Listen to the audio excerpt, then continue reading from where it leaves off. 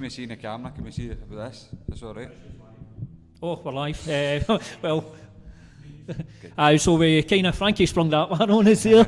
So we're live. Welcome back to the Bad Part podcast. Coming back at you again, obviously. We've got a special guest on this time. First of all, I'm joined always by my co-host Chris Bungard. How's it going, Chris? How we doing, man? What episode's this? Six for it, aye. 6 episodes? Aye, this is the quickest we've rolled out episodes. Obviously, I think normally we've been about a month apart or something, but... We brought it back for this one. Aye.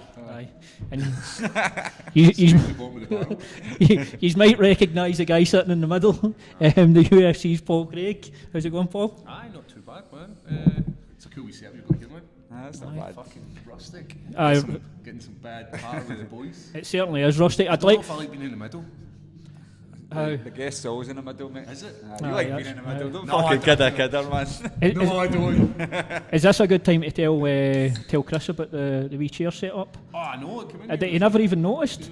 Have a look at the chair setup, Chris. That's it, man. I just Did you? chose not to. So we'll leave that one there. Lower myself at your standards, James. I think they're trying to get you to bite, son. So Then they get me pink monster, I know. the purple was... Monster on this, I don't know. I don't know. Well, we've said it now, so fuck it. Well, the sponsor are Bellator and UFC, so we're kind of Hey, we're pretty much company men. I just dawned on me there. What about, like, so 0-0, you go just fucking... Aye, Whole hog? this cunt just fucking gives me the pink after Bret Hart, and I'm not sleeping tonight. I figured that... I'm not sleeping I'm tonight. obviously watching the calories. Well, what I've done is I've set that one away for you, but then I realised you've got really long arms, so and I can't reach too much further. I don't His drink legs it. for here, I know. don't drink it, man. Yeah, there you go, I'm an athlete.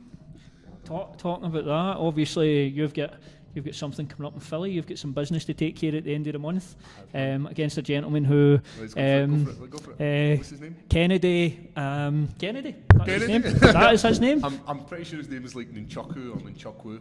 Kennedy and Chucku. So Nunchaku will go for. obviously the UFC is sending you another gentleman who's never tasted defeat. Yep. Once again. 6-0. 6-0. That's right. Aye. 6'5", southpaw. Nothing we've never seen before. You know. How many guys zeros you've took, man? You know what I mean? We're a bit long in the tooth when it comes to southpaws as well. We've had Dan Kalayev, southpaw. We had Carol Moore, southpaw. Trying who else fought southpaw. And I fight, what's his name, every other week. Coops. Southpaw. So it's not as if it's like people get bogged down with like, oh, it's southpaw and it's different. It's no. It's just no what different if you're shape. drilling with a southpaw. So is it just about, is it like anything else, it's repetition then? Getting used to it? But because we've done so many southpaw fights, like we've spent a lot of time learning these techniques, and it should become second nature to you. And it's actually easier to drift away, like because you should always be going, not always, as Lawrence Murphy quote, never and always. You should be drifting to the right when you're fighting an orthodox fighter, but for this you're going to be drifting to the left, which it feels more natural to do anyway. Aye. And it sets up that nice big liver kick buff.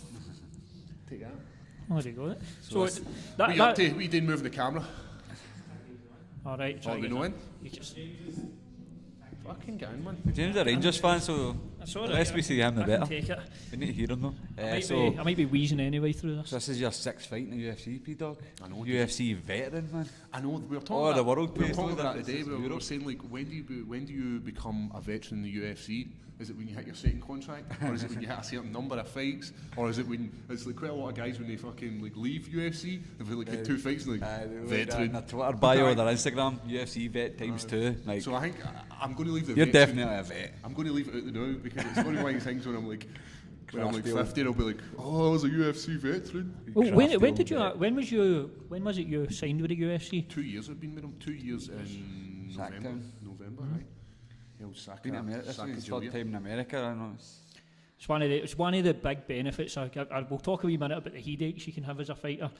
Obviously, we spoke about it before. But it's probably one of the biggest benefits of being a fighter, is not just that getting to travel and see a bit of the world. See, people think that, but there's something good about just fighting in the UK. Like, see, when you see that last fight, like it's like what I think it was like 26 hours by the time you have like a stopover, the time you fly. By the time you get to Australia, it was fucking horrible, man. Aye. And, like, You weren't a fan of Adelaide either, were you? Like, I'm going to be honest. Like when I spoke to people, and I was like, It's lovely. And I was like to Brian, a certain person was he? Brian, it was lovely. But the thing was, it was a fucking shithole, and I'm not going to lie to you, there was nothing to do, man. We went down to the beach and they had like the life-saving championships. You holding like, away? Nothing. It was, honestly, we were hitting pads on the beach. Brian ended up getting sunburnt, and then we then start researching, it turns out they don't have an ozone layer. What? Like they don't. The ozone layer over the continent is like depleted, and it's Right. like something like 1 in 3 people will develop cancer by the time they're 75, skin cancer through this.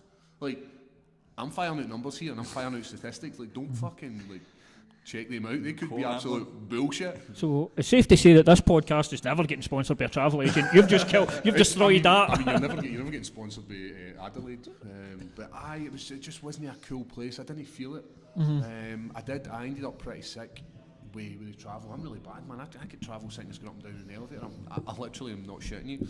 We were down in Wales for Jordan's fight, and we were driving to the airport, and I had to pull in because I spewed my ring, spewed all over my trainers and their fabric shoes. I had to smell them the full fucking ride in the airport. Like, We fabric trainers here. fabric, that's what's in. Shout out to Jordan Strong enough for a victory. Paul was there. Paul talk us through it a wee bit. I've got to stop singing this guy's praise because what I don't want to happen is to put loads of pressure on him. Like, you know, when people are like, oh, he's the next big thing, but he's the next big He's got all thing. the stuff in it. He's got all the stuff. He's able to strike. He was making this guy miss. The guy was flinging shots and Jordan was just slipping them and delivering these leg kicks. The guy didn't want any of his leg kicks. He'd done a flying kick and then in the last minute changed it to a knee. And I go in at the second half and I go in at the break in the second half like it's football. Half time, lads. And I go in and he's barely even breathing heavy and it's just a normal day for him. He's an athlete. And I ask him the question I always ask everybody, I'm like, are you having fun? And he's like, aye. And at that point he's like, you know what, I'm having fun. And he had this smile on his face and he just went and kicked shit out of the guy. It just seems with Jordan, it's just about getting that balance right, especially with amateurs fighters, because obviously a lot of amateur fighters, you've got to pay the bills, and fighting just doesn't do that. No. And you've got, I mean, with Jordan, it just seems like he's got to try to get that balance right with obviously paying the bills, but then getting in there and fighting. And you know what? See, for any young athlete who believes and their coach believes in them, I think they should have that conversation with themselves. Am I going to make it? Give themselves like 6 months to a year. Like, you'll vouch for this. One of the best things that ever happened was going full time as a fighter. Yep. Having that ability to train during the day and relax mid-afternoon and then go back in at night, and you're able to push yourself that wee bit harder because you're not going out Monday 9 to 5, busting your ass for somebody else and then coming in at night and then you're like, oh, where the fuck were you, Bungie? What were you not training for? Well, I fucking just done I've heard that a few times. I've done a 10-hour shift and now I've got to come into the gym and do another shift because it's not an easy life to lead. So for me, if you're a young guy, you're staying with your parents, you've not got any bills, then why not take a crack at it? What's the worst that can happen? You set yourself back 6 months to a year in your life, which in the grand scheme of things isn't that bad. Do that with a job as well. You can do that with uni. People go to college and just for nothing. so betting on yourself, isn't it? Yeah. That's effectively what it is. It's taking a chance. Yourself, man. Put a wee bit of time and effort into you and see what happens. But hopefully, I mean, obviously with the short interview with Jordan before it, and it kind of seemed like this year he's looking to. Because I think for what I got for the interview with him, he was a wee bit frustrated. The guys have started at the same time as him, but they are maybe further on in terms of their fights. In 4 years in the same day every year. That crazy, is. You can't have a fight a year if you really want to do it. You know what I mean? So he knows that himself. So you'll probably see a lot more of him this year anyway. I hope so, and I hope he doesn't spend a long time as an amateur because he's got the ability, and I think he'll be deadly. See, he's a pro. See, dropping elbows and his cage control, and there's the length of him. Like for his weight class, he's really, really tall. Yeah. He never struggled to make that weight at all. He weighed in underweight. The guy was like about 2 kilograms overweight, over his weight, and he absolutely murked him. Did he miss weight? The guy? No, the guy made weight, but just because Jordan's he started doing some PT and he started learning about this kind of stuff. So his whole process of how to cut weight, how to look after his body, how to increase muscle mass and reduce fat, it's just made night and day to this guy. So is that a switch he's made then work-wise? Is it? He's still working and he's getting ready to make this transition. Just telling So he's been everybody your learning. life here, Jordan. So I know, don't mind. I know. Aye. The book will be... Just while we're talking about sort of all the background stuff with fighters and that, it's something that folk don't see is like you're obviously getting ready to go to Philly, but you've got your own things you need to sort out before going out.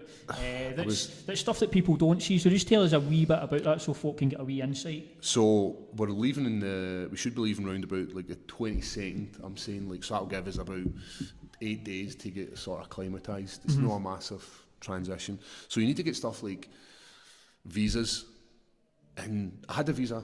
My visa ran out because I wasn't fighting in the US within that period. So the visa, once it ran out, they were like, we don't need to renew it because you're not fighting here at the moment.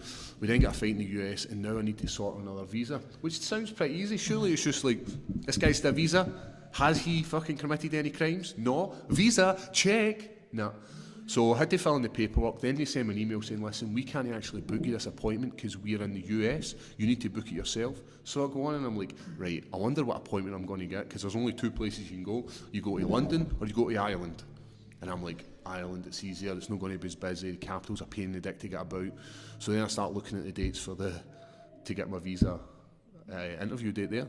It's like the 26th of March. I'm like, that's fucking, that's not happening, aye. So I was like, then started looking at London. So London's like the 13th, and I'm like, right, that's a week away.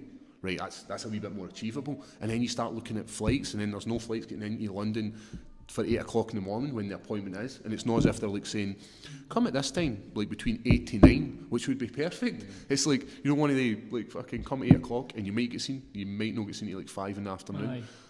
And I'm just like, it's frustrating because you're constantly pushing with training, and then you've got to deal with this shit in the background, and people don't see that. Is this because it's a working visa? Because it's a working visa, aye. Even though I've got a cracking visa story. It's one of the funniest things that ever happened to me. vis-a-vis. So I'm in Ireland getting my first visa, and it's quite stressful because like I had to get up early in the morning, get fucking over to Ireland, and then I'm standing outside the embassy, and there's like loads of people all waiting to get in. The embassy opens up, they sign you in, do all that stuff, and they sit you down. And it's pretty much like this set up, loads of seats and a few tables there, and people shout you over, Mr. Craig, over you come. And I just love people watching, so I'm just kind of sitting just watching this lassie. Like, it might think this is shit, but the lassie's talking about her visa, and she's trying. It wasn't a visa she was getting an ESTA to go to the US, and she was going to Florida. This is, I remember a full story, and they're like, "Do you know why you were not granted the ESTA?" And she's like, "Yeah, I got in a fight." And then they go to her, and what was the outcome of that? And she's like, "I won." So this place is silent, and I just go. So she turns around and looks at me, and because like She's obviously a donut man. aye, so they're like, we're talking about like the prosecution where you charge blah blah blah, and she was like, I had to go to court and I was found guilty, and she's like, listen, we're not going to grant you ESTA due to this blah blah blah. We need more information. You need to go away and bring it back. So at this point right now, we're not granting your ESTA. Then she just turns into this fucking like proper schemer, and she was starting going mental. I need to go. Where's my bun? And I'm just like, bravo. This is worth the trip. But just like, what was outcome? What was outcome? I won. Like, That's out of all the things she could have said, that is the best response she could have had. but that way I seen her like. Like the ones where did you shag her? Oh, brilliant. But that's the guy thing. But I just getting to London, bollocks. So I need to go down to Tuesday night. It's just. So and I guess it's different for some other sports, because if you using probably football as an example, it's not something the players would ever need to deal with in football. Because that would all be. It would all be done through like the. It would be done separately. It's just the way MMA is. It's because you're technically self-employed. Aye. So So the UFC did actually put in all the paperwork, Right. but then it comes to this point where it's like we can't do any more. So it's on you. It's on you, like and it's like, how much do you want it? You need to do it, and then you need to get like a police form, which like it's called an acro, but it's an English form. I had to do that, please, sir. Aye, and it's like it'll It's a no. bit fucking... 80 quid. Is it a Bible? All sorts of Mine's information. is one sheet and nothing on it, but I still had to Oh, get it. no, the one that sent me back. I'm not that bad. Oh, did you have to fucking... No, let's see. You know, So is your visa for Philly all sorted? My Estes, aye. Your Esther, sorry. So but you'll my just bear- be sweating when you get to the border. Hopefully Basically, so I'm going for my summer holidays. I'm travelling down the west coast. I've booked. So this is a test run. basically. Get to Philly. It's one of you rats that are watching me that don't like me. Is this where you get the sort of benefit of the travel, being involved in the fight game? Because you'll get to go out there, but you're obviously dealing with weight cuts and everything else you're going to be fighting, whereas you're not having to deal with that. Obviously you'll be stressed out. There's a bit of pressure off. Like obviously Paul went through it with Newcastle there, but come fight time you get a wee bit of butterflies, but it's good to watch your teammates knowing that it's no you don't know that you know cutting away. Right. But no, there's still that excitement and like nerves for your teammates as well, you know what I mean? I know it's as you're saying, it's like tit for tat. You go and you get that wee kind of like, because I remember when I was sitting back in that seat, I was like, like this is fucking tremendous, but thank fuck it's not me, because I'm fucking, my stomach's churning. Because when you're fighting, you know you've done enough, but when you're like a cornerman, like you're like, has he done enough? And you can't say whether he's done enough or not. It's up to him to say that. So there's still that wee added sick sort of like, and it's the fight game. Like somebody has to win, somebody has to lose, and it doesn't matter. It doesn't even need to be like somebody the best guy wins. It can be somebody doesn't have a good night, or somebody has a fucking tremendous night, and it just happens to be. And it's happened to me. I've been in the receiving end when you're feeling good, and then that fucking first time somebody grabs you, and you're like, nah, I'm fuck off, and you're like, not this. It is good when you're maybe cornering or travelling about and you're not fighting, because you enjoy the hotel, you enjoy the food more. And then when you're the fighter, you're not eating what you want and you're not really enjoying like the travelling. But following him about, I'm looking forward to Philadelphia. And obviously last week's podcast we spoke in length about Bellator and everything with that. What was your thoughts like down in Newcastle? Obviously, because spoke to Chris, I was there myself, we kind of shared what we thought. What was it like for you down there? Tremendous. You know, it's just shows you how much UK MMA scene's developing and how much Bellator believes in the European and UK scene. They're investing time, they're bringing over fighters, and they're putting on an event, and all it's doing is improving MMA. Like, we spoke about this the other day, like, how many followers did you get just from being on Bellator? Crazy. It's crazy. That's amazing. And I think, like, with the UFC, unless you've got BT Sports or you've got the fight package for UFC Fight Pass, you're not watching the UFC weekly. Aye. But with regards to Bellator, you've got access to it. It's like, I download it is. And what was the emotions like for you? Obviously, just the way everything went in the fight, you know what the build-up was like to it, obviously, who Chris was fighting. What was that like for you, just watching the 2 minutes and whatever? I'm going to be honest, man. I thought Chris... Never forget that turns. Never forget. Chris is going to fuck him up, right? He just... I seen him, and he wasn't as big as I like. He wasn't that... I always seen him being quite big, but then when you see him standing next to Chris, I'm like, you're not big that on big. the telly, didn't he? Aye, big on the telly. that's a couple of pounds, and I always thought, like, oh, this is going to be a tough fight. But when I seen him, I was like, Chris is going to fucking annihilate you. And then it was just like a dad wrestling with his son. And he took his back, and then just started fucking doing your thing. And it was like, and then you start to feel it, because you know at a point where there's the point of no return, and you see where his hand position was. And if your hands are on the deck here, and there's a guy wrapping his legs around you and is fucking giving you the choke, then you're not going to be able to defend that. And Jokes. And then what happened was, there was like 3 or 4 guys trying to get in the cage. Aye. Like, I don't think you've seen this, but there's guys like pulling me out the road to get in the cage, and I'm like, what the fuck? And then I didn't get in the cage. Jimmy just ran in, and then I walked in, and he didn't let Brian in. So I'm like, and I was like, I can't let the coach. He's like, he's the guy. He's the guy who puts in all the hard work. So I let coach go in, and then like just watching this on play, and you can see the actual love in my eyes for just this moment. It's just something that it's hard to describe. The feeling when you've seen what your pal's done for this like 8-10 week camp.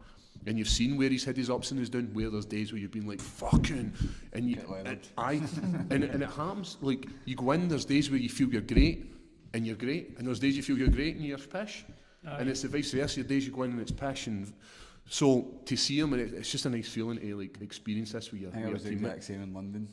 That, it's nice, when I walked with the cage and jumped on him, like, That's what it means to us. That's exactly what I was going to say. It's quite cool that you've both got that sort of shared experience with each other, and it's both coming off like your one and your one. So obviously, I was kind of what I was thinking to myself when Chris got to finish. I thought, I wonder if Paul would jump in and attack him. But a good thing on ever because the wee guy after it. He gave him a flag. There was a good picture of me jumping on the cage for him. Aye, and then so does this happen? My mum and dad are like, good time, and I was like, aye. So she just messaging me, and then she sends me these things about hair transplants, and I was like, because you're leaning out the cage. oh, what the fuck? And then I then watch it back, and my mum says to me, did you see it? And I was like, was it where you're leaning there? I'm leaning there, and the camera just zoomed right into my balls, but I was like, shit.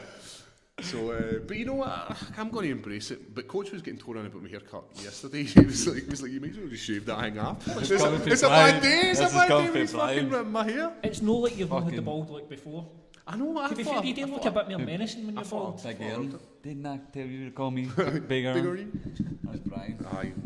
So he was slagging my hair, and it's a bad day, man. There's two things got to happen with hair, what I've noticed. You either go grey, or you go bald. I know one I'd rather have. You made that sound like it was the same. They are not equal. No, it's not the same. It's definitely not the same. And I'm only saying that because I'm going grey. You've got me tint there going, mate. Let's see. Dip that ahead and let's see that. I'm grey, but I've got a nice... You're fine, mate. You've got a fucking mania here, man. It's just that you either seem to go... But the only good thing about when you're going grey is you can actually dye it. So, it's the bald bit's a bit of... You're dying shit. You're dying shit, man. Flip a wee bit of the conversation here, what about Keith Flint passing? Aye, talking about bald with hair and dyeing it. He's Prodigy fans first. I'm not a massive fan. No, I'm not a massive fan, but I do like Prodigy. Amazing live. They were music I grew up with, especially at the Gala Day and that on the Walsers. I started on that. That's where I think I first heard them. Intentionally fingering a bird behind the Walsers. For a candy floss. I'm trying to think how to bring this back onto the sad part here. But no, look, in all seriousness, it's just... Suicide, wasn't it? It was suicide. It's something that seems to be prevalent. It just... And males, aye. Do you think it's that... Was it males? No, and males. And males, sorry. Do you think it's that thing where it's like, you know, when you've been... And you've been this superstar, and I know he's got a chemical imbalance. Like, he's obviously been touring, and he was meant to do a tour next year. Is it one of these things where you're constantly in the limelight doing your tour, and then when you've got nothing, you kind of like... I think in that position, when your chemical imbalance, and you think like, fuck. You must, when you're in that sort of position, see when you're in that sort of say superstar position, which he was, because obviously they were big in America. I think you must get to a point where you don't actually know. You might get to a point where you don't know who's your actual close true pals and who's people that's coming along for the ride and for the money and all that sort of stuff. It happens in every game, man. It happens in our game. Like, there's people who are your pals, one of your pals before you get signed, and then they latch on to you and they just want to... Or the females. Doesn't happen in the Coghlan game. When they give you a look, aye. And all of a sudden you're winning national telly, they're giving you a shout. Aye, it's biting the leg off them. Aye, literally. No chance. But no, it's just it's one of the things. It just seems to be commonplace now, which is, I guess, something obviously we're going to bring up a lot more in future episodes. Things like Chrissy's house and all that come into play. I saw a post that... The post was pretty good, man. Is it Liam? Liam, brilliant. So I'll let you speak, so this is kind of links in with this. Tell us a wee bit about that post that Liam put up. Basically, it was just somebody reached out to Liam and says, basically they helped what we were sharing about raising awareness for suicide, helped him through a dark time in their life, and now they're constantly going to Chrissy's house and basically knows what I say about seeing the light, basically seeing a better future for themselves and that. So they basically thanked Liam and that. And Liam wasn't got to share it, but then the person he covered it with the person, they were all right with it. So I think it's a good thing to share it because it's why we do it, isn't it? Aye. Even if I helps one person, job done. That means for me anyway. This is a good side of social media. There's obviously a shit and bad side, but stuff like that, you hope somebody maybe sees that in that position and goes, you know what, maybe there is. Because sometimes the best thing to do, and I know from personal experience, sometimes you don't want to talk to people that you're close to. Sometimes the best thing to do is talk to somebody that's I've sat up a few nights and answered some mails, like some Instagram mails, and just firing away. And they say it helped him, and so I'm happy to always do that if I've got time. I like that. It's time, man. It's the time you need to invest. Chrissy's house is brilliant though. They're the only one in Britain that's open 24/7. You can chat their door, phone them up, and that's they're always there. So they're doing massive things now. So long may it continue. Aye, absolutely. It's something that's, I think it's necessary, especially it seems to be, I don't know, just in the last couple of years, it's obviously when it's somebody that just an average person in the street, it doesn't get much. How many people have you know that have committed suicide? Because last year there was about 6 people I know in my group. A lot of our fathers have done that, and family members or friends, so it's rife. It's rife in Lanarkshire, especially. Two family members of mine, and I've known people that maybe necessarily weren't friends with people I've known, but I've had 2 family members it's unfortunately happened to. But so it's kind of prevalent with everybody. I think it seems to have an effect on everybody. Maybe not directly, but you can maybe follow 1 or 2 steps away, and it's something somebody's familiar with. Because drugs is the main reason. A lot of people get in over their head in drugs, or they take that much, they get depressed. And I think that's one of the main factors. Is the fact that it's so easy to get access to them now. Yeah, you just take whatever the fuck you want. Everybody takes them. You look at the amount of people that go to the weekend and can find a couple £100 to fire up their nose and just booze, but you ask them to do something else, something like, no, I can't fucking do it. It's priorities, and sometimes you just need a bit of, sometimes experiences change the way you go, especially with drugs and stuff like that. As you get older, maybe kids and stuff like that. Hopefully change, but it's one of the things that seems to be prevalent now. Like kids nowadays, man, like when we were growing up, we were fucking sent out to play. Like, now kids don't go out and play. Like I've got 2 nephews and they don't go out because they would rather sit on their computer, and that's understandable. For me as a parent, I would rather, like, in some aspects, I'd rather they were in the house and they were safe, because it's a different world. The kids these days, like where I'm from, Hollytown, like, they're killing themselves now. Like all of them are killing each other, stabbing each other. So that's mental. If I had kids out there, I wouldn't want them to go. Exactly. I'd want them. But then it's a fucking that's a fucking sad. It's a sad state of affairs. But I think the biggest problems my mum had, especially in the winter, was the amount of washing she had to do. Because when I get in for school, the only thing I wanted to do was go and play football until the point where I got James. Kids don't want to do that. You're forcing kids to go. You're forcing kids to go and join the water, not shit like that. To join football teams, so that they're actually doing some physical activity. It's a different world, isn't it? Yeah. Different world, social media and progress, all that. mate. That's what it's called, progress. Progress, and there's some good aspects to it, and there's obviously some negative aspects. Kids must be a lot smarter than what we were growing up. Get access to anything. Gone are the days where you could bullshit something. You can just Google, you know. Like rip you. Rip you. How much abuse do you get for? Here's a good one. I'll tell you what to do. Right. So the documentary was filmed outside my bit, like getting into it and all that, blah blah blah. And there was wee bains, blah blah, like kicking about. Oh, who's this? Who's cameras and that? So a few days later, I was going out, just myself and the cameras, and the wee boys there like, "You're that fighter? You're that UFC fighter or whatever?" I says, "Aye." Like, they just pedalled away at the end of the street like, "You a fat prick." Brilliant. I was just like, oh. You should give him the wee fake stand. Jump in the motor and just run them right fucking out, man. That's a good look for you. UFC fighter, no wait a minute. I remember me when you were a wee guy, we used to fight with the Newt Hill once, and there was a big bridge going over Hollytown Newt Hill, and we would like chase each other to the other side, then he would chase us back, wait till we're further away, and then just shout stuff. That's what I remember me, the wee guy. See, I remember when I was younger, when I used to go to Majestics under 18s, and it was what I hated was getting the bus down here, because you had to go through fucking Craigneuk. And you were always worried that you might not make it through Craigneuk. You might not get through the one side of Craigneuk to the other, but something happening in the bus. But fun times actually. Stealing the magic cameras. Kids don't get to do that now, man. Kids don't get to have these wee battles of like area battles. I know. You're through this. You're through the wrong side of the track, son. So. And then there's it's good that they don't have to do that, but now they're doing it on fucking like social media, where they're like, have you seen this? I quite like advert where it's like sticks and stones will break my bones, and it's what we used to say, what we were told as kids. Aye, but the names will never hurt you. Up my way, that was taken literally though. Sticks and stones will break your fucking bones. But they're saying like, so the internet's changed everything, so the advice should really change, and kids are getting it in all angles now. If you were getting it in school, when you went home after, you knew you're getting it in, and now you're playing the computer. Just wait till tomorrow, I've got it up here now. Right. And then the kids are just constantly getting it now, and I think that definitely adds to these kids where they're like, fuck it. Aye, where you don't get to escape being home or going out to play with your pals when you get up the road and that. It's I don't know, it's just the way it is. Hey, we've went a bit dark here, boys, with this. I was going to go really dark a minute ago about the story when, right, I'm going to say it anyway. This has got to be. Did you see on the news the guy that I think he got jailed now for it? Commissioned an acid attack on his own son. His own 2-year-old son? Was it 3-year-old son?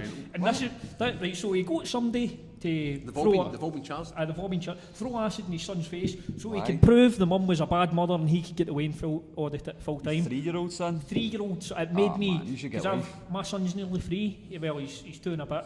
Are you trying to set us up? No. You wouldn't do that. You should get life back, cunt.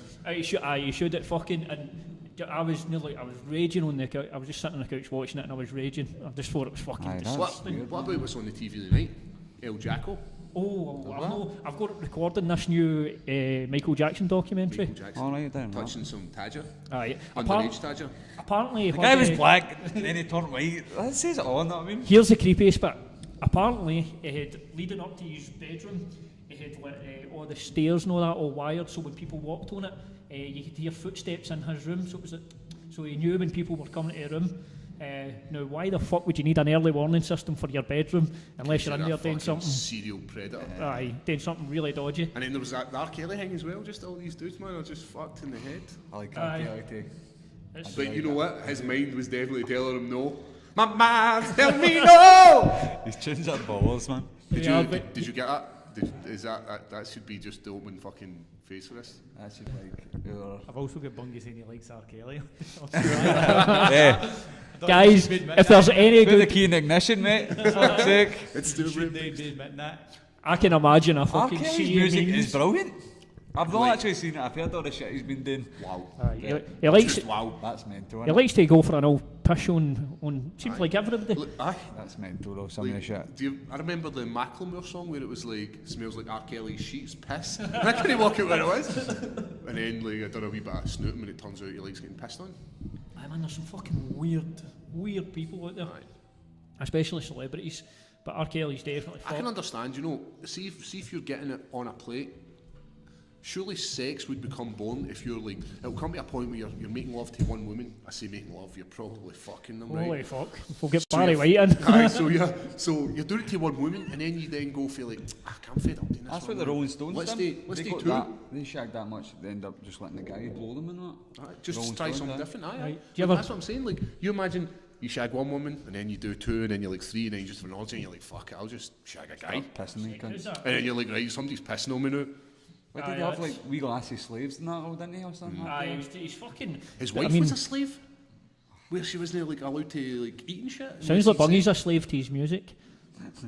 He's a slave to... Trapped in a closet, man, that's classic. Oh, with the fucking... With the midget. A midget. It was a closet, a wee midget. That's all alone tells you the guys There was a few. Aye, there was 6 episodes. Fucking hell. Turns out it's a Felicity, Paul Earnhardt, that's who was shagging his wife. Aye. Weird, and then Michael Jackson, we'll see how weird he is tonight. Have you ever heard, just when you're talking about the celebrity thing about them shagging that much women, they end up going for guys, have you heard the Bert Kreischer story about Will Smith? Him and his wife's got an open relationship, haven't they? I don't know. I'm pretty sure they have. They can fuck who they want. Maybe they have. That probably shows a level of confidence in their relationship. That's no confidence, man. That's like a bit fucked up. That's just like Will Smith's like, I'm going to do a power of shagging. Is that cool? And she's like, I'm going to do a power of shagging. He's like, I'm sure you are. But it's maybe just... I think she has a stud as well, and she's pretty... Aye, Jada Pinkett. But Bert Kreischer get invited to go and watch a movie with Will Smith, and he phoned his dad to say, oh, Will Smith's invited me to come and watch a movie, and Bert Kreischer's dad's like, nah, he wants to fuck you. He's like, what? He's like, next thing he's... They get bored of pussy, it comes too easy, so... He wants you, and he's going to fuck you because he's bored. It's obviously funny as fuck the way he tells it, but it kind of relates to what you're saying there. Aye, 100%. You just get bored of fucking guys, and then you go into. I mean, suck a dick twice, and you. We've got a bad part of the exclusive here.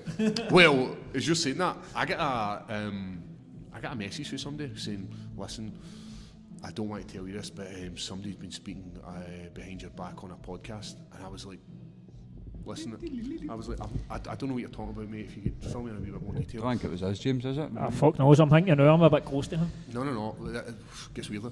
So I'm thinking like, what the fuck can this be? What's somebody said about me? And what podcast? I'm like, because there's loads of podcasts out there. So I messaged the guy back saying, listen, mate, I don't know what you're talking about, but if you could fill me in a wee bit more. A few days go by, he then messaged me back and says, listen, I don't want to be the guy to do this, but it was this US podcast and they were talking about, so they never actually used my name. They just used a Scottish fighter in the UFC.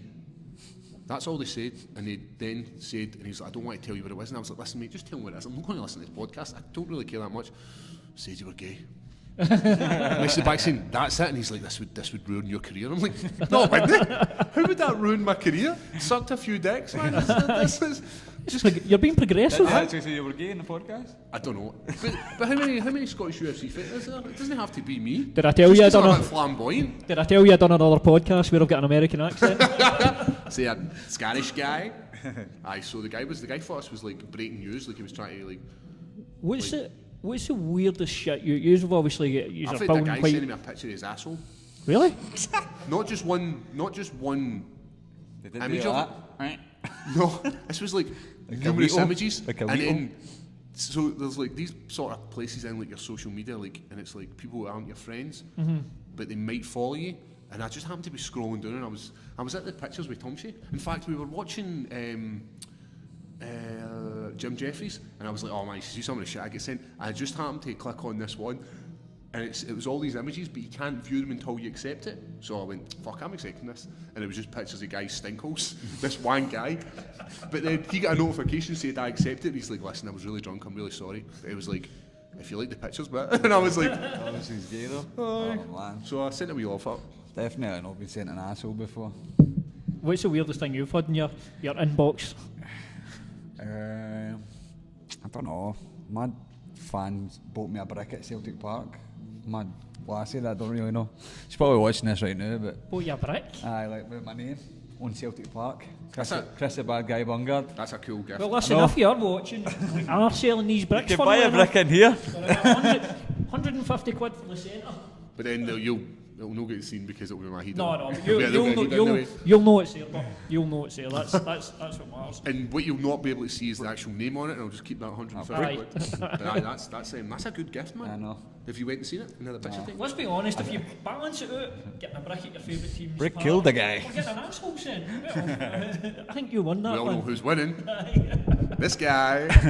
Did he at least bleach it and make it look presentable? No, but it was bald as fuck, man. It was just Aye. the guy actually. that. This wasn't just a one-off. This wasn't like he's just went. I'm drunk and I'm going to send a picture of my. So this guy took a bit of care. And his nuts were shaven as well. Or I assume they were shaven, maybe they were VT'd, I don't know. God, stop, But man, they were. I like the way you backstepped there, like, I don't really know that much about it, but... But I like the fact that the guy took a bit of self-fucking love and was like, you know what, if I'm sending this, I'm going to make sure it's what the big man wants to see. Aye, put And some I don't effort want in. to see that, so don't send me pictures of bumholes, please. Is this something you're sitting and you If show? somebody's watching us, and even our dog's watching. Few dogs watching us. Oh, there we go. So shout out to Cameron Galway, even the dogs and your dog and all. What's your dog called? Ask him what his dog's called. You need to let us know what the Somebody's, dog's called so the dog can get shouted Somebody's out. offended with the language on this. Who's Who is offended it? with the Is it my language? mum? Jerry Diamond. Who? Jerry Diamond. Jerry Diamond. Says Jerry. nice role model and child friendly. Jerry Diamond, this is Jerry- not Jerry a Diamond, go fuck child-friendly- yourself, mate. Jerry, it's called the Bad Patter fucking podcast. Why would you expect the patter to be in Tune other out than then, offensive? man. Zone out, my man. He's getting it tight on the comment. Is he? Who's gearing it? Give some in action. Aye, guys, let's get the questions Oh, on. do you ask questions as well? They're just all saying you're still watching, Jerry, and fuck off. You're still watching, Fucking Jerry Jerry. Springer. Gary Who wants Foles. Jerry Springer? Gary Foles says what's happening, How you doing, Gary? What's happening, Gary boy? Just hanging with the boys, you know. and Jerry just called these tossers. So. Did he? Well, here's Oh, Jerry. Who uses the word Don't be like tosser? that, Jerry. Why are you doing lowering the tone of the fucking chat? Jerry Diamond. Fucking. well, here's one for Gary Foles. Actually, I saw online that. I seen that that billboard. did you? Aye. Gary at Billboard. That's He's actually playing in that venue. I seen that. Aye. I did He's see nearly that. sold out, man. That's pretty good. How Brilliant, good man. is that for seeing Bill Burr in there? Who I would say probably. Oh, the he's best, so and good, then- man. He's so good. And then Gary's got to be I know. get in there as well. That's Is he awesome. hooking the boys up with some freebies? I think so. He did say that. Aye, Gary, that would be pretty good. So Gary, Aye, Make it happen, Gary. just send them this way. That's how you just deleted that message. Here's some free info as well. I see that this big kebab chain are opening in Glasgow, the German kebab chain or something like that. Might be You've just made that up. dynamite. You've literally just pulled. The German doner kebab. That's the one. See, I don't know why. When I One told in Braehead, I know. And what makes it so special? don't know, I think it's called just a German kebab. So Jerry. apparently You still there, Jerry boy? I never thought. It says your partner's mince. thank you. That's But yeah, you're still watching, you mad man. Go and see if he follows you on the old social media. We'll hound him. you sure it's no Jerry spelled with a D? Mertrin Rand said, Jerry Diamond, you sound like a 70s porn star. Jerry Diamond's a cool name. Jerry, damn, see if that was a film about a porn star, Mark Wahlberg would play you. With a mullet. That's actually quite good. Have you seen the? Who's slagging your monster kittens? Mine's this big, I deserve to be slagged. Fuck you, James. Your Why red, is white and blue fucking chairs. Why is he slagging the monster? Like he doesn't have control over the monster colours. Right, we've officially spent too much time, Jerry. Jerry. Thanks very much for See, the thing tuning is, in. people are now going to do this because like, see if you go in and hurl abuse at the guys, they'll fucking say your name on the line, on the line. We like it, we like a bit of fun interaction. All likes and all Bungie just got about another 10 followers there. What's watching? My mom just see Sorry. you Sean. your fucking eyes. Sorry, Sean. I don't know when it was, but she says your dad's asking what age you are now, but that must have been talked. I was going to ask, can we maybe get a comment One then time we about done a the- podcast with Darren McConnell, and this full family were front row. I know. He's dying up, now end up arm wrestling, he's got a tap off. We and know, all that. I know. Poundland and bought sweeties and that's it. What a fucking day that was, man. Was that no, was Him and Blaze did Blaze no go in and took over Darren the O'Connell? full fucking show. He grabbed the microphone up and he's like, right, I'll introduce you, and he fucks We will off. rock you. And poor Darren's just standing outside like, the fuck did I let myself in? That was pure He cap. rounded up like the fucking mentalist cunts he said in the podcast and went, that'll make a good podcast. Aye, And aye. I'll be able to control these guys. Aye, sometimes with stuff like I that, you was just like- need to sit back and let it go. Right, well, he tried to like steer it his direction, but then like a fucking second half he's like, fuck this man, I'm It'd have been better off just sitting in the crowd with the rest of them. Aye, so my dad was having a good time, man. Aye, he was ended up arm wrestling me. What was it like doing the podcast live then? It was pretty cool. It was good. I was fighting the week after, so I was fresh, but they were on the beers and that, and they were just on a mile an hour. Aye, David See, was. that's- He's always blazing, man. See, that's one we need to do for this in the future. We need to have a podcast with some alcohol involved.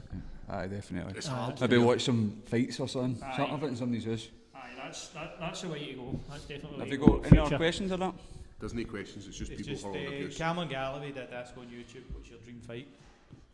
Obviously for Paul. Paul's a guest, man. I don't know. You know, I'd love one of the UFC legends. You know, like a guy who everybody knows. Like, and I'm no insulting him to with people who don't know people who have fought, but you know what I'm talking about. So like a Shogun, something like that? I've wanted like a Shogun, like a Rashad Evans. Rashad Evans. Like maybe a Glover. Middleweight now, but Aye, like maybe one of these guys who have like who've been there and been about and done it. Just Aye. as like just an experience. Like we've seen what's his name? Anderson Silva fighting against Adesanya. Is that his name? Adesanya. Adesanya. Adesanya. That's like, and he was like, man, this is like a dream come true. look as well, but you've just Christ, I've got to forget his name. He just fought John Jones for the title. God, how can I forget his Anthony name? Smith. Anthony Smith. Look what he that's his what sort of the way he went through. He fought Shogun, fought was it Rashad? Aye, he did. Aye, Rashad as well. Was it Rashad? Aye, knocked Aye, out. aye, knocked aye, out, aye. yeah. Fucking mucked for up, sure. wasn't And he went from middleweight and just sort of, and I mean the light heavyweight division was What's, kind what's your thoughts on Johnny Walker? I don't think he's been fun out yet, but he's hilarious. how good our story is that? But he stayed up in Aberdeen and all that. He was meant to be a mad shagger up there. Hey, they don't bump them? They don't bump the gym or something? Didn't they fight him or something? Fucked off, aye. Allegedly, we don't know this one. What about him celebrating and just doing his and just lying there like a big fucking quaver? Is that my fighter's fucking? That must be the worst nightmare. That oh fuck. Who's the I'm guy always that waiting climbed for up? Aiden Stevens to do that backflip and end up fucking breaking Somebody's his done neck. that in man. the UFC, and then we were stopped for climbing up in the actual cage. I can't even remember. We were taken in, like during the thing, and it said, listen, because of the thing last week, somebody tried to climb up the cage and do a backflip half and fucking like done it like 3 or 4 times and injured themselves doing it. Fucked it for us all. Not that I ever climbed up the cage. I don't think I've ever been up the cage in the UFC. That guy's playing Badman Rising. How dare he? Oh, that's There you go. Maybe he's just waiting for you to kick your door and you go kick his Aye. door. Up. That's I'll right. make up I this wonder if kick it's in. intentional. I don't know if you'll be able to hear it on the podcast, but we're in a studio and there's bands. So what would you like then? Shogun in the hydro? Aye, That'd cool, be man. pretty sweet. That was like one of the greatest experiences of my life. Obviously I get knocked out, but like see just walking That out, was one of my favourite experiences. like walking out in Walking Glasgow and just hearing the noise and then looking at Bruce Buffer like and not hearing what he's saying. Aye. Because the noise was just fucking incredible, man. Like for all the bad it was jacked. tremendous, man. I was You were, jacked. like, He had his game face I watched the video bang, you're like, oh, hey! Like, you're in fucking WWE, went up the crowd, I can hear you. I was jacked for And that. then I look back and I'm fucking in the zone and you're up there like, hey, know. fucking loving life. I couldn't You've got to, but because the nation was behind us. Aye, Like, you've got to take a moment. That's one of the things when you look back. See, we just do wee moments. You've got to take them in. Aye. Like Try and- I'll remember that for to the rest of my life, man. That's just something. wasn't it No, if I better keep than getting 459? No, if I keep getting punched. Wasn't it better than 459? Nah, 459 is pretty cool. We were at that show down in Wales, and the guy, last minute submission guy. I'm like, I said to Brian, I was like, Is that your new nickname? I'm going to be the last minute submission guy. And I had to correct him and be like, no, it was actually the last thing, mate. It's one of the things, but what's the chances of doing that throughout your career and such a high, obviously at the highest level, is so slim that when it does happen, Aye, it's just- going to be one of the things Just people one last remember. week again, that ankle. Dead, man. He's on a tear. He's The beast. And Aye. the other, I think the other difficulty when Is he unbeaten bit? Took a zero mix. no, that's it, it's gone. But it's a tricky thing when you've got guys coming in who are unbeaten because you've no idea if they're potentially a next UFC champion I or where. remember like being backstage with Brian and just listening to his rap sheet, like, you know, Aye. the commentators. And like, Some of them were walking under the bleachers. aye, you know. and you could like, this guy stands at fucking 6 feet 4 inches tall. He's done this. He's a combat sambo, and I'm thinking like, the fuck? Like, you never tell me this, Brian. And Brian's like, just face forward, mate, you're fine. I don't worry. Aye, that. Like, what the fuck? And here he's fighting a He was- Scottish guy. He was decorated, man. Aye, and then it's like, And it made it and even he's fighting sweeter. Pal, and I just went, why can't we be friends? It goes to show, but sometimes you all that shit. That doesn't matter. That's what Fuck happens. him. He got beat, man. Aye, it's what makes that win a wee bit sweeter. And then Chuck Bonus going to and get his all. buzz. Chuck out. How much does she get one of the bonuses? How big an impact does that have on you? It just makes life a wee bit easier because let's be honest, we don't get like people obviously believe you get paid like fucking thousands, man, but we don't. We basically get enough to cover us from camp to camp to camp. Aye. And if you get time off, then you're not. So that just makes it a wee bit nicer, and you can do stuff with the kids, and you can have the niceties. So that's what it makes that wee Bit of bit comfort in it. Wee bit of comfort. The problem as well is a lot of people here, obviously, they compare a lot of sports to like football and that. And at the highest level in football, even Yeah, let's they say are. not even the highest level. If you look at like Division 1 in England, they're making really good money. And then you look at like the top promotions of MMA in the world, and it's just not the same. No. Yeah. It's a totally different game. But then, see me think about it, what would we do it for me kicking dick? Would be something in man's dick. Waking up Monday to Friday and doing a shitty job. So, do we do it for money? Nah, it makes it a wee bit easier, but we do it for we do it for something else. There's something inside us. It's a bit. It gives you a different life, There's doesn't it? It's addictive. Aye, like you're always chasing this thing, and it's hard because you dedicate so much time and effort and everything into this. Jerry boy, hope you're still watching. He's my pink guy. Is that one of the benefits then, or one of the things that's good about it? You're doing something that you want to do. It's not a job that you need to do to pay the bills. It's a job that you want to do, and it gives you a type of life that you want to live with. You're not tied on with a company, or well, technically you're supposed to be the UFC, but you can do your own thing in that as well. It gives you freedom, I suppose. You know, if I wake up on Monday and I don't want to go to training, I don't need to go to training. No. I mean, there's obviously consequences to not going to training, like where it may not affect you there and then, but it will affect you later on down the line. But like there's days I don't need to go to training. I do it because I enjoy it. I do it because it's the thrill. You're chasing something. You're chasing something you want to be.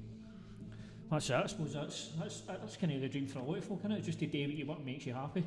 To go up and do what you want And to do. it's hard. Like you tell people to go, you need to live your dreams and fucking do all this. You know, all these sort of people are going live your dreams, but we are actually doing it, man. I know. We wake up on Monday, we wake up on Sunday, and it's the same day, man. And if you can do that while supporting your family and that as well, Aye. that's the main thing, isn't it? Memories, mate. That's all I want. All I want is memories. It's unfortunate. Memories in a smart car. That's all I want. Memories. That's all I want. Wait, any other questions? Gary Folds asking when's next fight. He's obviously no. Been watching for the start. Tell Gary when your next fight is, Paul. Gary, it's 30th of March in Philadelphia. You fancy coming? Philadelphia. We've got to run Here up they've got- those rocky steps. Here they've got good Philly kebabs, steaks. Gary. Philly steaks as well. Aye. Aye, so when you get to Philly, what's your sort of schedule like in terms of when you're getting there and when you actually travel back home after the fight? Will you just get a wee bit of time just to take in the city, or is it? We'll have a few days. I don't imagine I'll have loads of media obligations. I mean, I'll have to do like some the pictures. I'll have to do like a couple of interviews, all this sort of stuff, but nothing massive. So we'll just go and see the town. Paul Felder dropped me a message, so we'll catch up with Paul Felder and he can show us. People do forget though, like, when we travel to fight, we're there to Yes, work. aye, aye. It isn't a holiday, or sometimes we do a wee bit of sightseeing here and there, but we're just usually in a hotel. One of the work coolest out rooms and things. stuff One of the like that. coolest things I did was we've done it twice in Sacramento. We hired a car and drove from Sacramento to San Francisco. Tremendous, man. Just we hired a Dodge We no sweat one time. Charger. Honestly, you want to see Brian? Brian's blind. Like I don't Not know. only is he terrible at taking pictures, but he's the worst driver ever as well. Right. I think he might even be registered blind. Like he's pish at seeing. And he ended up getting this. He ended up getting like a Land Rover because for safety, like safety for himself, in case he crashes into him. Aye, so No, he'll in be case somebody alright, crashes no into him. Aye. And he's terrible. And honestly, man, he can fly through like the wee kiosks where you can pay money. Yeah. He fucking flew through one of them at 70 mile an hour and missed the barrier, like the fucking the side, and nearly hit it. And I'm like, and I was like, Brian, you're pulling in, mate. You're done. You're done. You are fucking done. And then he asked when we were in Vegas, we hired a Mustang and we drove to the Hoover Dam. The same again. He's like, can I have a shot? Like, no, mate. You wasted it for yourself. Aye, you've no learned. No, So fuck no, that. he's, but aye, that's like there's some cool wee stories where you're just driving down these highways and it's like a movie, and you're just looking about and there's mountains and there's fucking Alcatraz there, and it's cool, man. That's like some cool stuff. And you're doing that as a holiday. Yeah, man. What kind of stuff are you looking forward to seeing? Well, I'm flying into Seattle, and that's where Bruce Lee's grave is, and actually Jimi Hendrix or something. So, going to see somebody's grave, how sad is that for a holiday? No, but he's Bruce Lee's that hero, not me. He's like the fucking salsa Then champion. we've got to drive down to Portland and stay in Portland a few days, get some training at Gracie Barra, Portland, Chicks on his gym. And then we're going to drive over to a wee town on the coast where they filmed the Goonies. Oh, cool. So the actual beach and the Goonies house and all that. If you hired a car, you're going to wait till We've hired What you got? Come on. It's a Nissan Cherry. It's a sport car. No, it's a Nissan, I'm sure it's a Nissan, but it's not a big sporty thing. Just fire into drive, man, and just.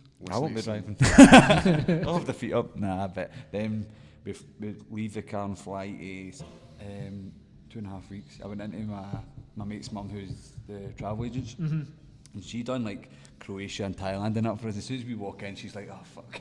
We're just like, well, I'll be here for this day and here for that week and all this travelling, but she done it perfect again. So It's one of the things that's they say you should travel broadens the mind, apparently so. I've choking to go to America. It's like my dream. So Paul will be my first ever time. Just And then I'm assuming down the line the plan is that you should be going back to America, but you'll be in the corner and you'll be in the cage. mate. I hope so. Hope man. so. We need to go to the PI centre as well. That place is incredible, man. Is that the best sort of facility you've ever been in? Aye, they just have everything, man. Like you can go and get. That's in Nevada, innit? No, it's in Las Vegas. Aye, Las Vegas. Like you can go and get like all your nutrition. Like they'll make you a pension. The PI, for people who don't understand, is the UFC Performance Institute. Right, that's correct. And it's available to all the fighters in the UFC roster. You can run camps out there, like so you can take your whole team over and run it in there. That's what McGregor does, doesn't he? He spends a fair bit of time if he's fighting in there. Dan Till done it as well. And Ngannou does it all as well, doesn't he? And see the people in He's with. a fucking unit, man. Would you fancy going to heavyweight for a wee scrap with Ngannou? You met him? Aye, we met him, and Big Ross sucked his dick. that's why. Freddie? So one of the Ross. things. Oh, right. So one of the things is no, like so one of the things is like when you go to these places and you see like fighters. I'm not going to lie to you. I try and catch a look at their dick to see if I'm feeling confident. I'm like, yeah. Jerry's got to be raging again. Right, Sorry, Jerry. Jerry. So here's the list of dicks I've seen so far. So I've seen Ngannou's, Whopper. Intimidating? Like, I grabbed that towel and hid mine. I've seen Poster Boy Jimmy Manoas, I've seen Gustafson's, I've seen Razor Mudaddi's, fucking hell. Have you ever seen Hall Pass where he falls asleep in the jacuzzi and the He's like, Dick looks in the corner. so I've seen some dick. Who I'm not doing anything for my fucking rep here, am I? No, something dicks and looking at dicks, it's not looking good. I'm not going to like you. Being Joe. exposed as gay in another podcast. Dick Joe. tonight. Aye. So it turns out that American podcast was actually right. Well, basically, Cain Velasquez didn't get hit with a punch. He fell and hit Do you know what? in his dick and just fell. We've not even mentioned it yet. Let's talk a wee bit about. I know you're no massive on watching fights, so I don't know what you've seen at the weekend. I've seen all the slow-mo stuff. Right, so Did you see that? I've seen the I slow-mo think the punching. first time we've got to talk Askren. Robbie Lawler got screwed. Right. And I like Ben Askren. Aye. But Herb fucked that one. But see, when I thought... No, I know what you how thought, much, 'cause we spoke about I it. know we spoke about it, but... Did you not see that one? I did. It's like I that. sent you, and he was like, I sent you. Aye, With aye. Herb Dean's like, man, I thought... And Robbie's he's, a good cunt. Robbie's like, aye, happens, man. The problem is I would not. after That would not be me. after man. watching it though, the first time I watched it, I thought, no, he's right. I'm the same. It's on his jaw though. He's not got to do it. It's got to be pain. But can you not put? You can still put somebody out for there. Go and put him in it. No, fuck, no. Did you not see him? He does that and then does that No, again. that's the thing. I never seen that initially. Have you seen it though? I've seen seen it, the but then I slow-mo seen stuff. the replay and I'm like, fuck. Aye. And I think that's the same thing that happened with. It's just what's one of the things. It was a fuck up. He was getting his ass whooped. Oh, he's taken more punches that fight than he had his full time at one What I would FC. say though, I was just watching this like, welcome to the fucking UFC. what I would say is, he can take a crack. He got angle slammed. He He did. got angle slammed on his head. You can take. What's take a is crack. it? What's Brock Lesnar's F5? That was merely that. I would just It was like the one you done to me in the fucking Staramania. Just on Oh, no. Skadoosh. ICW, aye. when Aye, I so- fucking blowed him. But the Robbie helmet. was, I mean, at first he's like, what the fuck, and then he's like, you know what, shit, he is a good- he's long in the tooth, man. He's been there and he knows everything. One thing I would say is, that's the best Robbie Lawler I've seen in a while. He looked fucking ferocious. And I man. love Ben Askren. I was wanting him to win, but see when Robbie was fucking up, I was cheering for him. I was Aye. like, let's go, man. He's a good guy, man. Hellmend, the next cunt goes in there with Robbie Lawler. Because I think Think we'll run that back? I don't think so. I think We're talking about Well, Askren's asking in London now. He's got to He's fight done in London, Till- so he's Aye, after, so he's they're after going Tiller to do all that. Masvidal. They're going to try and sell that shit in. They're going to have him coming into the cage and fucking remember like Brock Lesnar. What the fuck was that all Till about? will end up hitting him. If Till Aye. wins. I don't think Till wins. I think Masvidal wins. I'm thinking like your old kid. It's good. I see Till's been up in the old Inverness. He was up there. No, I Ross don't know if he was was- training. no. I think he just bumped into Ross was down there training. I think he was up to. Idiot. Why did he fight? Oh, his last 3 fights, he just overcommitting, and then it's cost him. They were going punch for punch, and Garbrandt's obviously faster, better. He's been knocked out his last 3 fights, hasn't he? Aye. Is MD commenting on my MMA knowledge, saying like that Paul knows his shit? Aye, weak chin, you know. It was just. Was that? Alright. No, it was. I don't know why he done that. Garbrandt just seemed to give him a good opportunity to win, and he lost the fight. Happens, But man, you get excited and you just want to lay people out. Has there been a specific time when you've been in there and you've just went off script with something that you hadn't planned to do, and then you've maybe thought, oh shit, man, this is not what I should You do. kind of, you're always off script. Aye. It's very hard to follow a plan because even a good plan changes when the fucking enemy, you listen to this? When the enemy fucking Aye. attacks. When they do something, it changes everything. You try and grab somebody and maybe think you're going to be a better grappler than them, and they just turn out to be fucking savage. That's another question I've got. Let's Actually. let's talk about UFC because my fucking No. MMA knowledge is like No, who's but this? see, we're Usman. focusing on you. We're focusing on. What's the biggest shock you've had in there with somebody, where it be their strength or just somebody there you went, oh fuck, I've not felt that before. I'm trying to think. Oh, and I spinning back kicked him. Oh, you're not talking about me? I'm trying to think. That spinning back kick caught me square in the fucking. It was like, aye man, if it's up a wee bit out, it'd take my jaw off and I'd been going to the hospital. I'm trying to think. Do you know who, like, and I've said this a few times, like, any time I speak with this guy, I say this, and sparring with Ilia Latifi, fucking hell, man. I had never experienced strength like this in my life. He's just incredibly he's a strong. unit, man. He's like a ball of energy, and he'll tell you, he's like, he counts to like 4, and he's going to get up, he's like, I'm going to get up. And he just goes, woof, and he just fucking explodes, and you're like holding nothing, and he's like over there. You're like, fucking hell. He's super strong, but everybody else seems like everybody else I've fought has been human. Aye.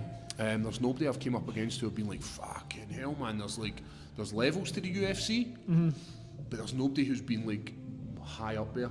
Ankalaev, he was strong where he could just pick me up. Like, I had my legs kind of sprawled, and he just went like, nah, kid, come here, son, and just lay me down. There's nobody who have been like, fucking hell, you're an absolute stud. I've never really felt overwhelmed. Aye, apart from Elia, just his incredible power. What about Big Phil, the Fries? Oh, fucking hell, man. See if he puts you in your bag, you're working like fuck to get up, because he's so hard, man. Aye. He's got a fight coming up soon, isn't he? Very technical. He's fighting the light heavyweight champion. He's a guy that went into the UFC, he was in pretty early. Did he not beat, what's his name? Who was the guy who used to be the heavyweight champion? Oh Christ, there's been a few, hasn't there? Who DC beat with overhand? Stipe? Did he fight Stipe? Did he beat him? No, Stipe lost. Did he beat him? No, he never beat him. Stipe lost to Struve. Stipe lost to Stefan Struve, and I believe he lost to Junior Dos Santos, if memory serves me, then DC. So he never actually lost him. But he's fought some names. He's killing it in KSW now, obviously world heavyweight champ. Now he's fighting the light heavyweight champ. I think they're just like trying to dethrone him, man, because he's not their typical champ. What they're looking for that Polish fucking muscle head. He's a gentleman. He's fucking. What about his cat t-shirts? I've never seen a guy that's got. He's got loads of cat t-shirts. And they're fucking tremendous. You might see him. He was out in. He's been out in AKA, and he was at like a fun fair. And there he was, cat t-shirt and full regalia, and I was like, fucking yes. Is it no top team, is it? Was it AKA? I thought it was AKA. I don't know, he was there. Did you ever see the video of him and Paul eating the cake? I did. Was that in See being there live? Dunks? Oh, it was fucking God, hilarious. Right, so tell us, how did that come about? Remember he was up? He was up doing like press. Talking to that. Star jobs. So I started this sort of like online. It was called Bearjew battles, and it's just basically me. Bareback battles. That was his podcast. By the way, there's so many gay guys. The Bareback podcast. So we'll go away for the game. So what happened was he was up and we said, fancy eating some cake? You're only 3 weeks out for your fight, mate. And I swear to God, man, I was sick as a pig for about 2 days after it, because I've never ate that much shit in all my life. And I was like, no, I'm going to beat him no matter what. And it came down to like 0.0 gram. And it was just, like trying to stomach this stuff. And what I did was I started eating the hard icing first. Right. And the hard icing was just fucking with me. It was like, I was chewing it and then I was taking the cake and having to moisten the cake up to make it slide down, man. But Big Phil, he just takes a handful of cake and puts it in his milkshake. So we eat this a quarter of a cake, and Big Phil with a milkshake, and he just takes a sponge and Mark's mixing up and starts swinging it, but I'm watching. Oh no! Is that no? But he's what a guy he is, man. He's just a great guy. One of the things about MMA, and I say this to everybody, is the people you meet. There's very, very few wanks in this sport, and you meet people at the high level, and everybody he's a cracking guy, but he's one of the best I've met. Aye, and he's up and down a lot, isn't he? He is, man. I'm going down. I was meant to be going down Tuesday, but I fucking need to go and sort my visa, and he's potentially coming up on Thursday because he's fighting pretty soon as well. We've had Godbeer up as well, same again, just a gent. A lot of time for Mark. He's a cracking guy, so he's helped me out massively in this camp. He actually was sparring me southpaw as well. Just a great guy to have in your corner. It's good that you've got guys like this, especially a big guy like Phil coming up. So he's got to give you something that, you know what I mean? 100%. Just that size and mass. See if Nunchaku can do what I'm trying to say is he's no better than any of these guys at what they do. He's no better striker than Godbeer. He's no better grappler than Phil de Vries, and he's no better wrestler than the two of them. If I'm able to fucking go with these guys and get into dominant positions and feel confident against them, then if Big Chaku can do half of what they can do, then he deserves to beat me, but he doesn't. These guys are absolute studs and they don't get the recognition they deserve. Leading up to this one as well, do you feel there's a pressure going up into it again? You know, Or are you kind of just comfortable with the situation? no, I and quite like the pressure. I quite like feeling that this is everything's the last time you can do this. Aye. Like, this can be my last fight in the UFC. I fucked up my last fight. So getting into 2 losses, that gives you that wee bit of spur, you know. Your Aye. back's against the wall, you need to perform. So I like that. I work well under pressure. I think it's part of humans' DNA where we actually do work under pressure. Where seeing the shit's about to hit the fan, that's when we produce fucking greatness. Aye. Let's look at fucking like the moon landing, for example. The only reason we made it to the moon was because another company's trying to get there before us. This company's trying to get to the moon. I'm fucking going to get to the moon before him. And then people, and it spurs us on when there's something hard to work for. Because if nobody was going to the moon, they'd be like, fuck it, what do I want to go to the moon for? I guess it's one of these situations. It's what pressure makes diamonds, isn't it? And you've been in the situation before. Many times. So it's just a case of. What's the chat? You've got a big smile on your face. Jerry Diamonds. It's just pressure makes Jerry Diamonds. Somebody said Jerry Diamond's a sore Brazier fan. Alright. Exactly when you said pressure makes diamonds. Alright. I seen that smile on your face like, shit's just happened. Ask me someday. So no, it's just, I guess it's a situation you've sort of been in before. Like, underdog your last fight. Everybody's written you off, didn't they? And it feels fucking good, man. And you're like, that kind of stuff makes people. I find it harder when people are like, oh, he's the man, and everybody sings your praise. As I was saying earlier, if you're constantly telling the young fighters or the up and coming amateurs that like they're the fucking best, they're the best, they're the best, they're the best. There's a bit of pressure, and sometimes that's not good. It's everybody responds differently, I suppose. Fucked it. You're kind of that way as well, so I know we harp on about the undefeated thing, you keep getting them, but it seems to be a partner. You kind of want to get the win and then start looking at potentially fighting one of the legend guys or somebody like that. I'm going to be in the top 10 by the end of the year. Aye.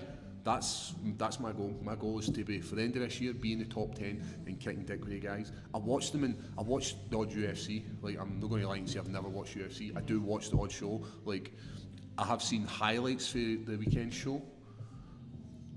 But when I watch the guys who are fighting, I'm thinking like they're nothing special. They're nothing special. He's making mistakes here.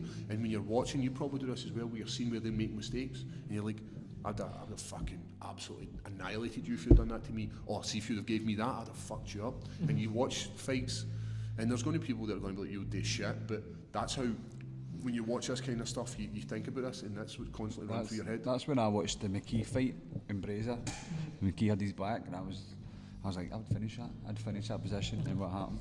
And then you did, and you chokeslammed him, or rock bottomed him. Especially when you trained in Sweden for a bit, you were in with Latifi, Gustafsson and Jimmy Manawa, who were like 3 of the top 5 at that point. So if you're mixing in with them, you know how good your level is as well. So that was a bit of a boost. Like, see, because you always doubt yourself because you're from Scotland. We're a small nation, and we don't know how. We're very, very critical about ourselves, and we're also like, fuck man, we'll know the best. We're shite at football, shite at rugby, shite at everything. All the Rangers are shite at football. I'm fucking saying nothing. Look at your chairs. But we say that, right? But let's take a wee look at what's happening now. Chris Massive winning Bellator. Well, if they aren't champions in boxing like Ricky Burns. Scott Malone, title shot. Ross Houston, Cage Warriors champion. Aidan Stephen, killing it in Cage Warriors. Chris Duncan. Great debut in Bellator. That's for a wee tiny country, and you kind of see it across different promotions. Guys just start to break through, and there's a fucking really good crop of guys coming behind them as well. Yep. If you look at the amateur. Do you know what I think that's to do with? I think that's to do with the fact that the gyms in Scotland for a long time, you were one gym, and nobody was breaking that mould. And now there's loads of gyms have appeared up. And the one gym was, you were either grip house or higher level. If you weren't in name, you weren't shit. And people were still jumping camps. Like, you get to a point, you're like, oh, I need this, and you would jump here. But I think now you've got gyms like the Scottish Hit Squad, you've got the higher level, you've got like Neil's opened up a gym down in Kilmarnock, and you've got people like Headhunters. All these gyms are opening up, and they're producing, like the guys up in Aberdeen. They're fucking absolute savages, man. Just farmer strength, fucking big shovel mitts. Fucking picking up sheep with their thumb and just moving them about. Fucking have some of that. It's good to see that up north. You've got like SBG Murray, HMAC now, which is Ross Houston's. Then you've got Dundee team. So, and I think it's tremendous what's happening within Scottish MMA. And if everybody's in the same camp, Shooters. if everybody's in the same camp, then nobody's fighting each other. But if everybody's jotted all of it adds that wee bit of competition. Whose gym's doing the best and who's fighting who, and this guy should beat this guy, but what's happening in the actual fight. And I think that's great for MMA in Scotland, because ultimately the more shows that are getting put on and the more competition there is, rather than seeing two guys who are pish fighting each other, or a guy who's really good fighting a guy who's pretty amateur. It does nothing for you. I think it's good when you're an amateur, fight against each other, but see, I think when you get to pro level, I think a lot of people come down to help each other prepare and spar, because you're obviously got to be fighting somebody for other countries or Europe. Travels. Like Chris Duncan comes down to us, we've had Houston, we've had James, like Mark and Martin Keir before we went to the higher level. Like, and I think that's great for people to see what the level is out there and see. Maybe they came down, didn't they, like how things were ran at their gym, and that's maybe why they've went there. But it's good to see how other coaches run and Stevie Houston. So it's good to see how mental he is when he's talking. Like you see like this fucking, there's a spark in his eyes where if shit goes down, he's the guy you want in your corner. If people are getting fucking head kicked on a Saturday night, he's the guy you want to be with. And you've got guys, the guy who's doing it, doing the head kicks. And we've got a wrestling coach who was like, we had Dave McDonald, but now we've got Finlay, and it's just good to get different angles of how these people train and how these people are like, well, this works for me, and then you can ask these questions like, how does it work for you? Why does it work for you? And it's just a good dynamic. And then when you talk to guys like when I speak to Godbeer, he's maybe picking up and he's like, Paul, see, when you're doing this, maybe stop doing that. And it's the same. It's just we try and help each other out. Take a deal.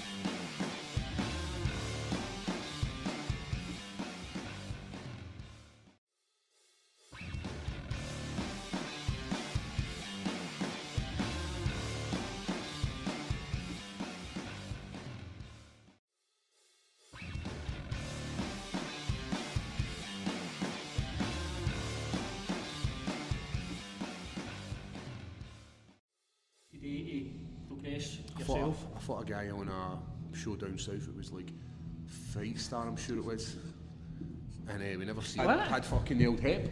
Fuck's sake. You get AIDS? You had a Greek name or something, didn't you? So Scaramanga. It was Scaramanga. Scaramanga's what the fuck? So Scaramanga. So I was meant to fight this guy James, and he ended up pulling out with like a stomach infection or some shit. I can't remember what he pulled out for. And we hadn't seen the guy, and they're like, "We've got you a guy.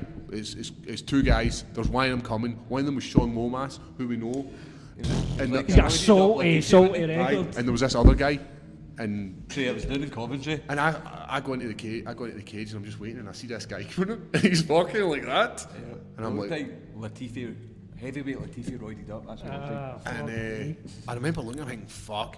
And he was super intentional at me. He's looking at me, and he just ran at me. Whoa! And he just fucking bull rushed me against the cage.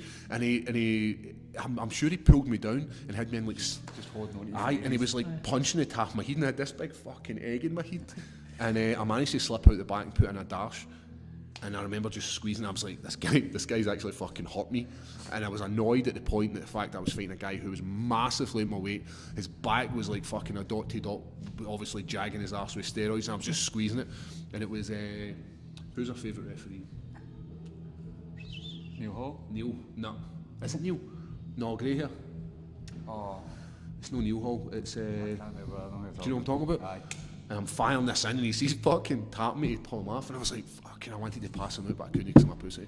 So I stood up. Did no shout something like, do this, and he's like, no, do this or something. That was Braga.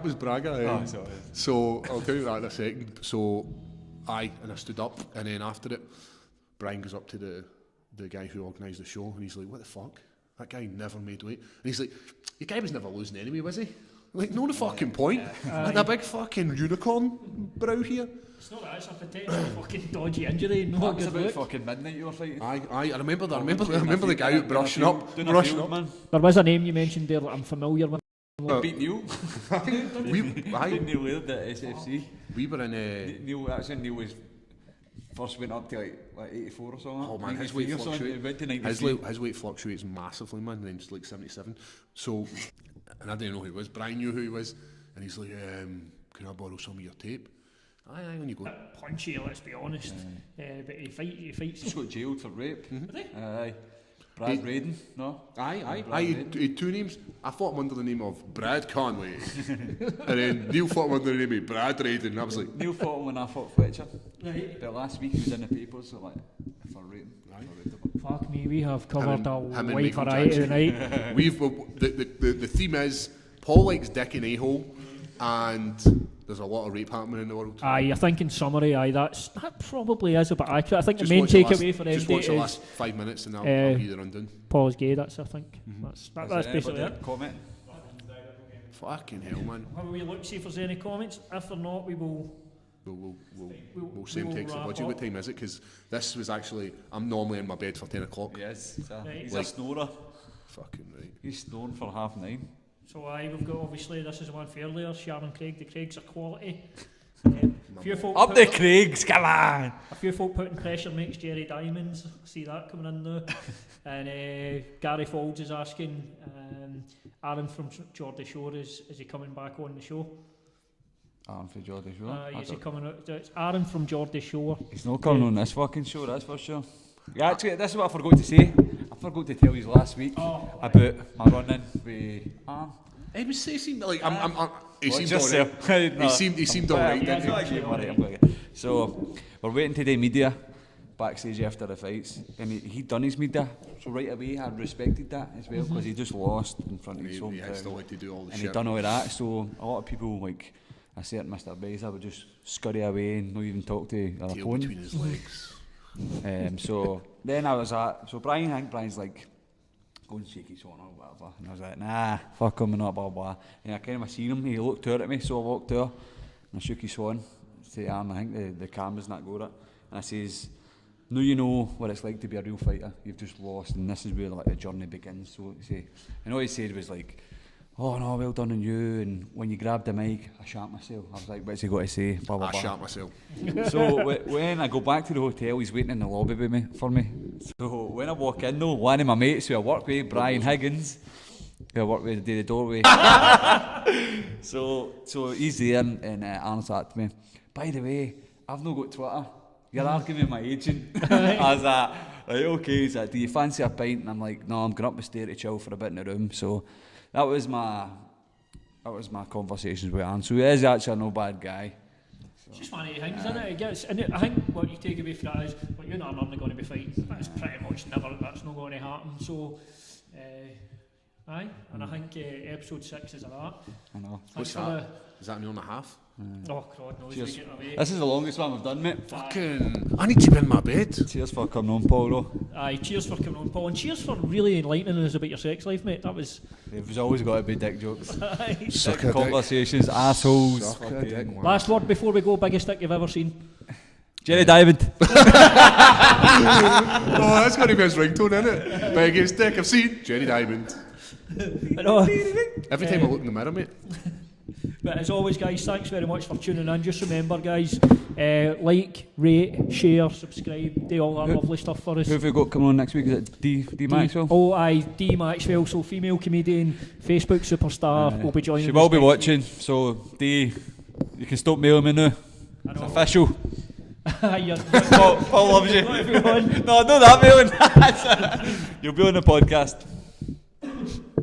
Sweet. Are you ready?